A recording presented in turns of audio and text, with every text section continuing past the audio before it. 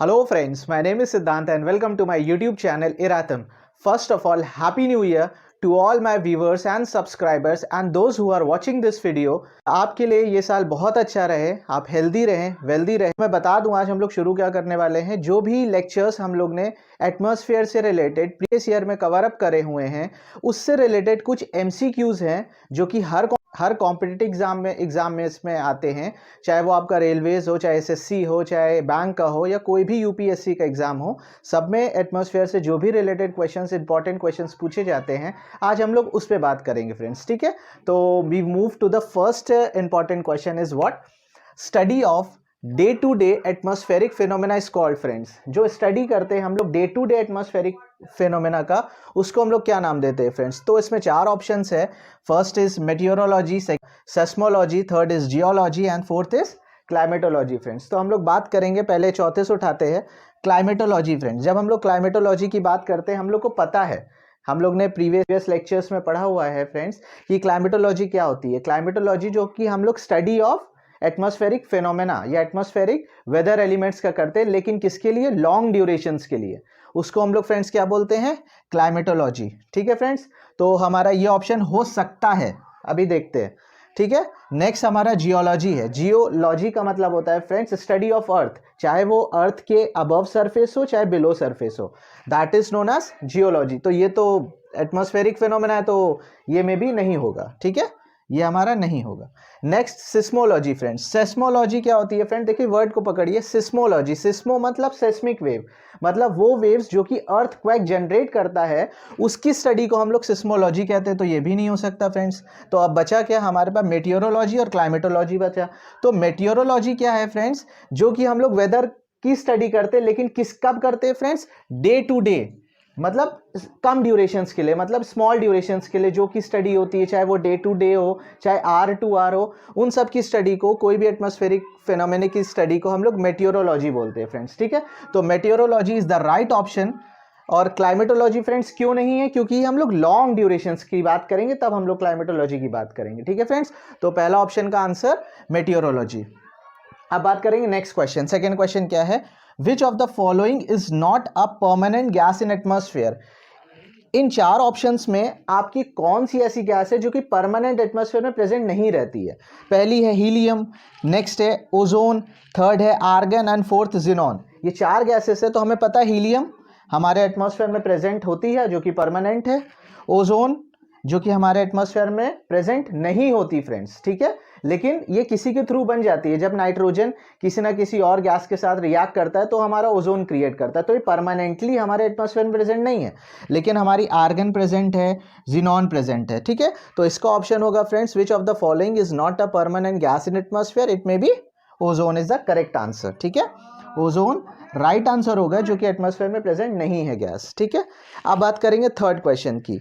Which layer having negative lapse rate? Okay friends, कौन सा ऐसा लेयर है जो कि निगेटिव लैप्स रेट शो करता है? ठीक है, हम लोग ने बात करी हुई है लैप्स रेट की फ्रेंड्स। ठीक है, तो हम बता भी देंगे आपको लैप्स रेट क्या है। जब हम लोग बात करेंगे लैप्स रेट की, तो लैप्स रेट क्या होता है बेसिकली? जब हम लोग हाइट पर मूव करते हैं तो उसके साथ टेम्परेचर कैसे वेरी कर रहा है, ठीक है, वो होता है आपका लैप्स रेट। अगर लगातार हाइट पर जाने पर टेम्परेचर इंक्रीज कर रहा है, बढ़ रहा है, तो वो निगेटिव लैप्स रेट होगा फ्रेंड्स। ठीक है, और जैसे जैसे हम लोग हाइट के साथ टेम्परेचर क्या होगा? डिक्रीज करेगा फ्रेंड्स, तो वो हमारा पॉजिटिव लैप्स रेट होगा। तो बात किसकी कर रहा है? आप क्वेश्चन को देखें, which layer having negative lapse rate? Friends, negative lapse rate बोल रहा है। तो निगेटिव लैप्स रेट का मतलब क्या हुआ फ्रेंड्स? कि हाइट पर जाने के साथ साथ टेम्परेचर क्या होगा? बढ़ेगा। ठीक है फ्रेंड्स, बढ़ेगा। ठीक, तो ऑप्शन में क्या क्या है? फर्स्ट देखते हैं, ट्रोपोस्फेयर एंड मीजोस्फेयर। तो ट्रोपोस्फेयर और मीजोस्फेयर में क्या होता है फ्रेंड्स? जब हम लोग हाइट पर जाते हैं हमारा टेम्परेचर डिक्रीज करता है, तो ये ऑप्शन तो करेक्ट नहीं होगा। नेक्स्ट पे जाते हैं, स्ट्रेटोस्फेयर एंड थर्मोस्फेयर। इसमें क्या होता है? जब हम लोग हाइट पर जा रहे हैं हमारा टेम्परेचर इंक्रीज कर रहा होता है, तो it may be the correct option. लेकिन थर्ड भी देख लेते हैं, आइनोस्फेयर। आइनोस्फेयर कोई ऑप्शन वैसे रिलेट नहीं करेगा टेम्परेचर से, तो आइनोस्फेयर की भी बात, और नन ऑफ द अबव ऐसा तो है नहीं। तो हमें पता है stratosphere and thermosphere is the right option. क्यों? क्योंकि जब हम लोग हाइट के साथ जाते हैं तो हमारा टेम्परेचर इन दोनों लेयर में इंक्रीज करता है। ठीक है, तो ये निगेटिव लैप्स रेट शो करता है। अच्छा फ्रेंड्स, इसमें क्या होता है? क्वेश्चन को जस्ट अपोजिट करके भी पूछ लिया जाता है। In which layer in which layer temperature increases with height. ऐसे क्वेश्चन पूछेंगे और ऑप्शन यही देंगे, troposphere and mesosphere, stratosphere and thermosphere, और दो ionosphere and none of the these. ये भी टेम्परेचर इंक्रीज विद हाइट, तो दैट टू लेयर जो कि स्ट्रेटोस्फेयर एंड थर्मोस्फेयर है। ठीक है फ्रेंड्स, तो ये हमारा थर्ड क्वेश्चन था।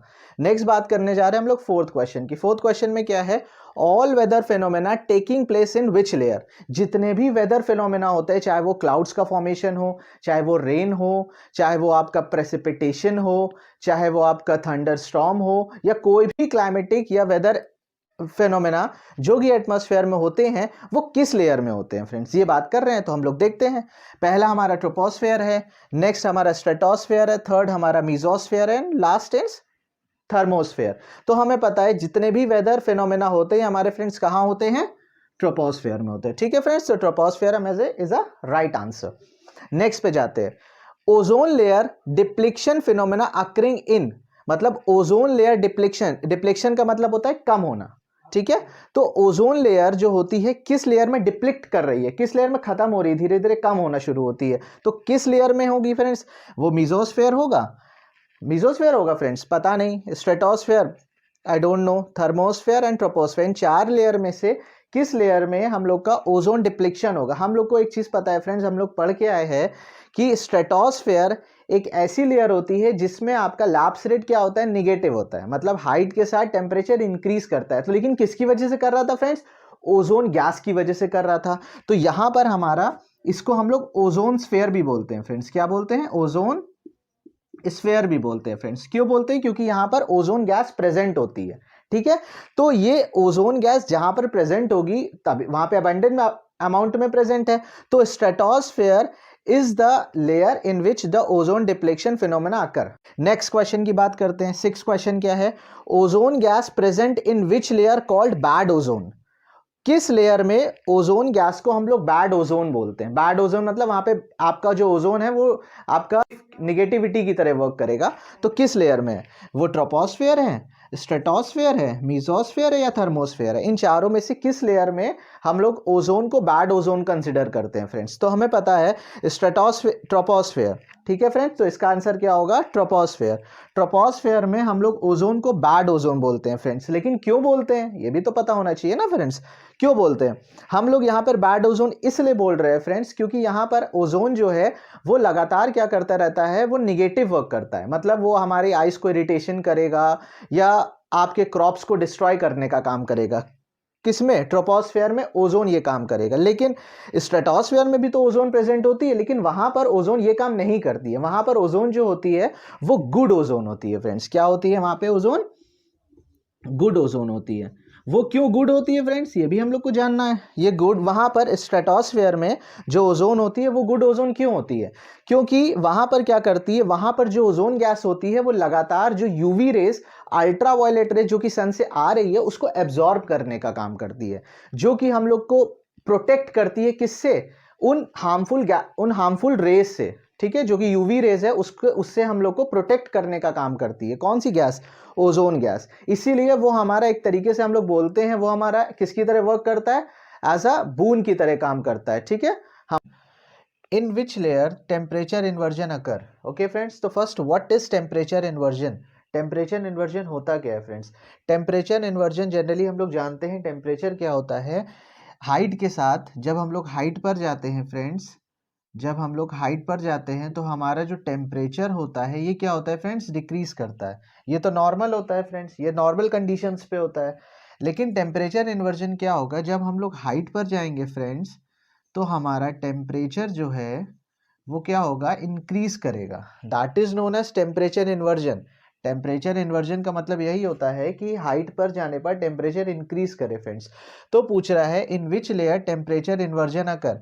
इन चारों लेयर में से, चाहे वो ट्रोपोस्फेयर हो, स्ट्रेटोस्फेयर हो, मीजोस्फेयर हो, या ऑल ऑफ द अबव, इन चारों लेयर में से टेम्परेचर इन्वर्जन किस लेयर में आकर करेगा फ्रेंड्स। तो वो हमारा जनरली स्ट्रेटोस्फेयर होता है फ्रेंड्स। कौन सा, स्ट्रेटोस्फेयर, क्योंकि यहाँ पर क्या होता है, ऊपर जाने पर टेम्परेचर लगातार क्या होता है फ्रेंड्स, इंक्रीज करता है। ओके, तो ये हमारा 7th क्वेश्चन था। नेक्स्ट 8th क्वेश्चन है, in which layer is known as coldest layer. तो ट्रोपोस्फेयर को, स्ट्रेटोस्फेयर को, थर्मोस्फेयर को, या मीजोस्फेयर को।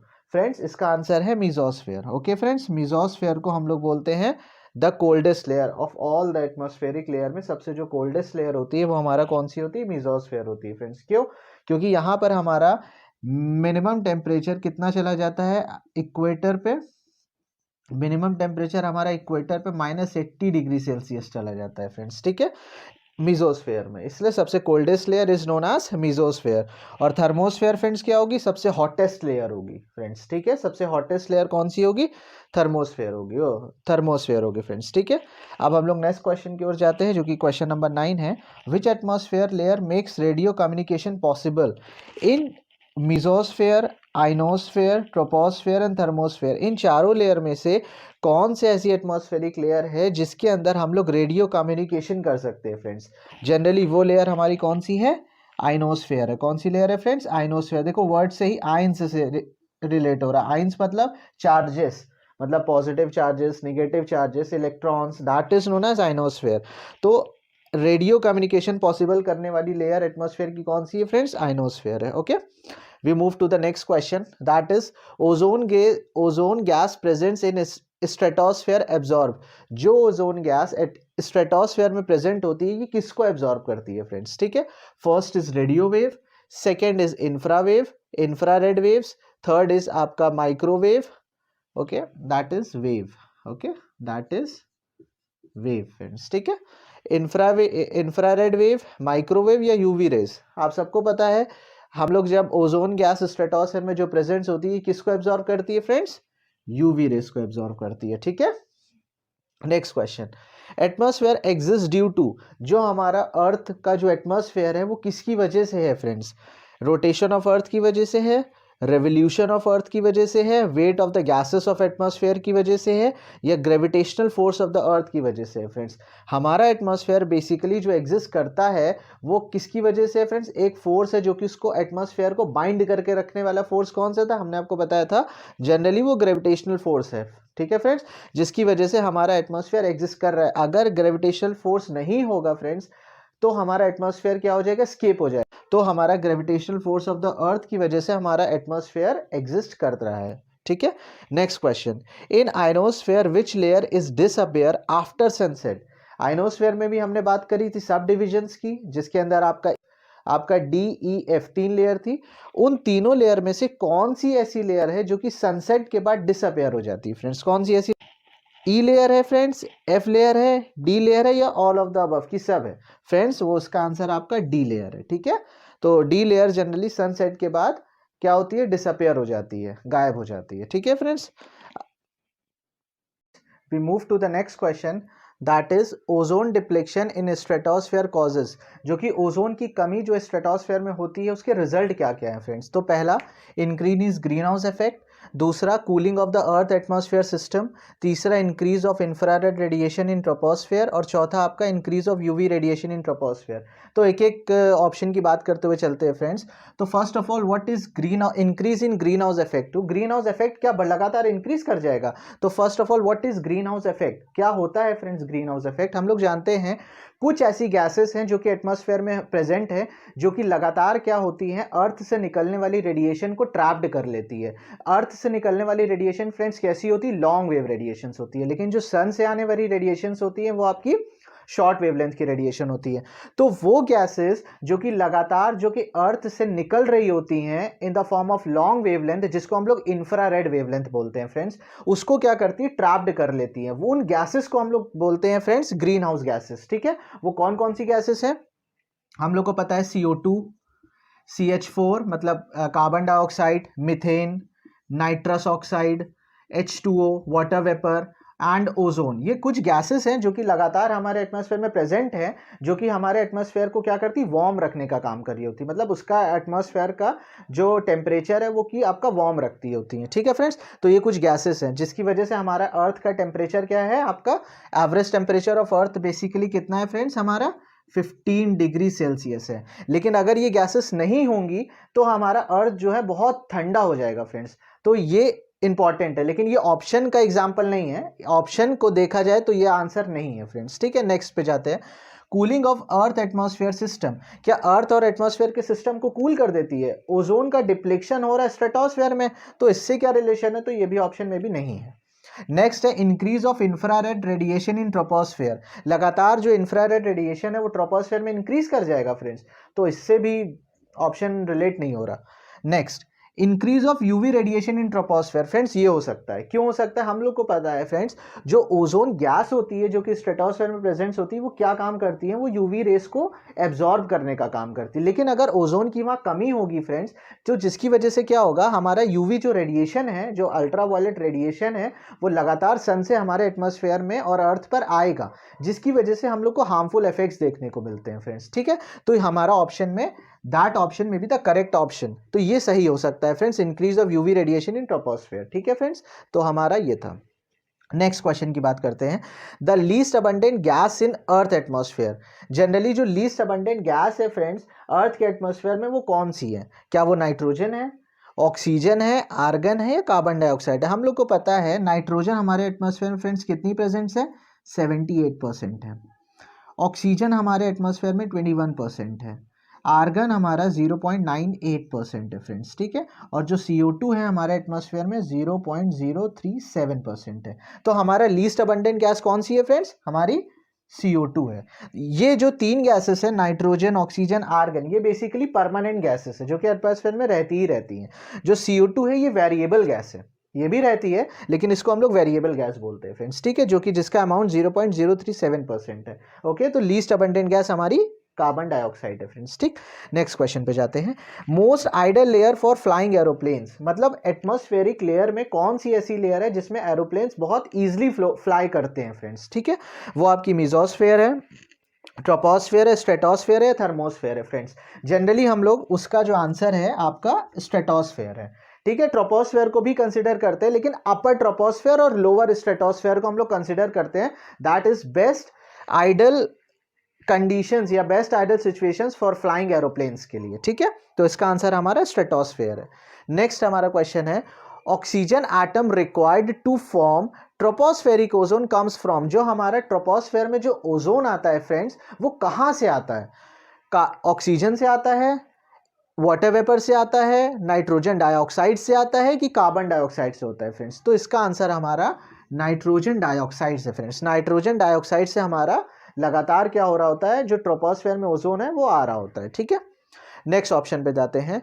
Atmospheric layer where convection takes place, कौन सी ऐसी एटमॉस्फेरिक लेयर है जहां पर हम लोग का कन्वेक्शन पॉसिबल होता है? कन्वेक्शन सिंपल मींस क्या होता है? जहां पर मिक्सिंग हो रही होती है फ्रेंड्स। ठीक है, हम लोग जानते हैं जब आप पानी को गर्म करेंगे फ्रेंड्स, जब पानी को गर्म करते हैं तो क्या होता है, नीचे वाला पानी जब गर्म हो जाता है तो वो आपका सरफेस पे आ जाता है, लेकिन सरफेस का कोल्ड पानी नीचे चला जाता है। तो ये कन्वेक्शन प्रोसेस चलता रहता है फ्रेंड्स। ठीक है, तो ये जो कन्वेक्शन है ये किस एटमॉस्फेरिक लेयर में होता है फ्रेंड्स? लेकिन ये तो वाटर का एग्जाम्पल था, ऐसे ही एटमॉस्फेयर में जो गैसेज है वो भी कन्वेक्शन करती हैं। तो वो किस लेयर में पॉसिबल है? स्ट्रेटोस्फेयर एंड मेसोस्फेयर में, ट्रोपोस्फेयर एंड स्ट्रेटोस्फेयर में, ट्रोपोस्फेयर एंड मेसोस्फेयर में, या थर्मोस्फेयर एंड ट्रोपोस्फेयर में फ्रेंड्स? तो इसका आंसर आपका ट्रोपोस्फेयर एंड मेसोस्फेयर है फ्रेंड्स। ठीक है, यहां पर आपका कन्वेक्शन पॉसिबल होता है।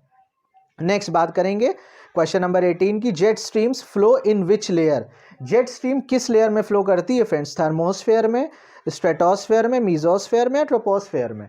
किस लेयर में फ्रेंड्स हमारी जेट स्ट्रीम फ्लो करती है? तो first of all what is jet streams? Jet stream होती क्या है फ्रेंड्स?